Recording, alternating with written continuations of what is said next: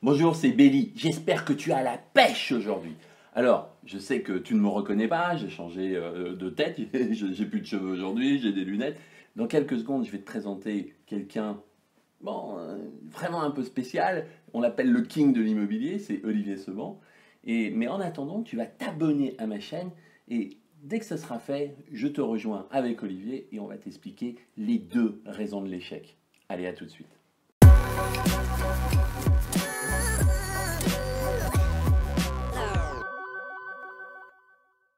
Ça y est, j'ai repris mon corps de femme. Et Olivier, s'il te plaît, tu peux nous donner les deux raisons de l'échec. On nous parle toujours de réussite et aujourd'hui, on va vraiment parler d'échec. Quelles sont ces deux raisons que j'ai vues avec toi en séminaire? Parce qu'il faut quand même le savoir, je sors de son séminaire qui était juste extraordinaire et j'ai quand même été épatée par ces deux raisons. Pour ça que je vais les partager avec toi. Alors, bon, déjà, Béli, merci de m'inviter. Alors, c'est vrai qu'on parle toujours de réussite dans le développement personnel, mais je crois qu'on oublie un peu souvent l'échec. Déjà, le simple fait de reconnaître pourquoi on échoue, ça nous permet déjà d'éliminer ces raisons et peut-être de passer du bon côté de la force, C'est ou vrai. bien de réussir. Bon, donc, comme tu me demandes de raconter, enfin, en tout cas, de donner mon avis sur la question, moi, il y a au moins deux raisons pour lesquelles les gens échouent. Allez, je vais même t'en rajouter une troisième. Je vais dire la première va être la troisième. Je ne sais pas si vous me comprenez bien.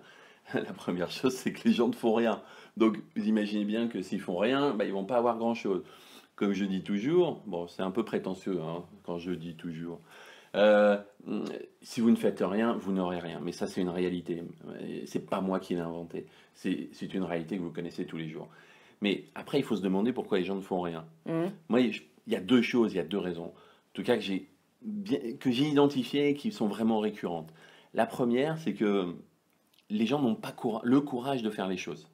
Ouais, c'est carrément vrai. Tu sais, ils savent ce qu'ils doivent faire, Ouais. mais c'est pas parce que ils le savent qu'ils vont le faire. Tiens, je te donne un exemple très simple. Quelqu'un qui fume, il sait que s'il arrête de fumer, ça va être bon pour lui. Mais c'est pas parce qu'il le sait qu'il va le faire. Parce qu'il n'a pas le courage, il a la flemme, les émotions entrent en jeu, il se dit ben, je pourrais le faire demain, et pendant ce temps-là, l'horloge tourne, et puis on perd du temps, et on fait un peu moins les choses, et on a un peu moins envie de les faire. Et puis quelquefois, c'est aussi plus facile de taper sur l'autre, de dire non, ce qu'il fait, c'est des conneries, je ne devrais pas parler comme ça. C'est pas bien ce qu'il fait. Et donc c'est plus facile de critiquer simplement parce qu'on n'a pas le courage de faire les choses soi-même. Deuxième raison, c'est qu'il y a beaucoup de gens qui croient que c'est pas possible. Parfaitement. C'est incroyable. Je vais prendre un exemple.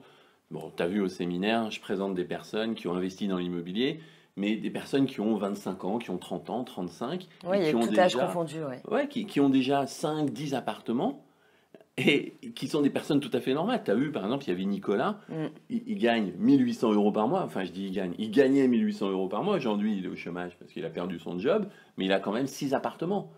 Mais quand tu dis ça aux gens, ils ne te croient pas. Non, c'est clair, ça paraît impossible. Et donc, à partir du moment où on ne croit pas aux choses, bon, c'est-à-dire c'est Ouais. avoir des croyances limitatives ou qui nous empêchent d'avancer, bah, comment voulez-vous faire les choses si vous ne croyez pas aux choses? Et c'est évident. Donc, le simple fait de commencer à croire aux choses, eh ben, vous pouvez changer la réalité et avoir quelque chose de plus. Mais le problème, c'est, ça rejoint peut-être un peu le deuxième phénomène, c'est-à-dire que si les gens n'ont pas le courage de faire les choses ou ils pensent que Ouais. c'est plus facile de critiquer que de faire les choses soi-même, bah, il est clair que souvent c'est parce qu'ils n'y croient pas. Ouais, c'est clair. J'ai vraiment adoré. Donc, pour ça que je voulais partager ça avec toi, parce que je me reconnaissais vraiment dans certaines circonstances où il y a des choses que j'avais envie de faire et j'avais pas le courage, je le savais. L'exemple d'arrêter de fumer, c'était mon cas, je sais très bien. Ouais. Et là, j'ai arrêté de Ouais, c'était fumer pas innocent, hein, je savais. et j'ai arrêté de fumer parce que je l'ai décidé et j'avais pas le courage de le faire en fait. Et je croyais pas que j'allais y arriver, donc forcément. Ouais. Bon, Donc voilà. conclusion, si tu me permets, déjà, commencez-vous par non, pardon, par vous bouger le derrière, j'ai pas fait exprès, je promets, par vous bouger le derrière. Deux, commencez à croire aux choses, mais pour croire aux choses, regardez ce que les autres ont fait. Et dites-vous que si lui il l'a fait, vous pouvez aussi le faire, parce que nous sommes tous à peu près câblés de la même façon, sauf que nous ne pensons pas toujours de la même façon. Mm. Et troisième chose, qui va être la première, bougez-vous le derrière. Ouais. Voilà, je te laisse la Coup de pied au parole. cul, quoi. Le coup de pied au derrière. Le coup de comme pied au d'habitude. cul, ouais. Merci beaucoup, Olivier. Merci à toi. C'est vraiment très riche.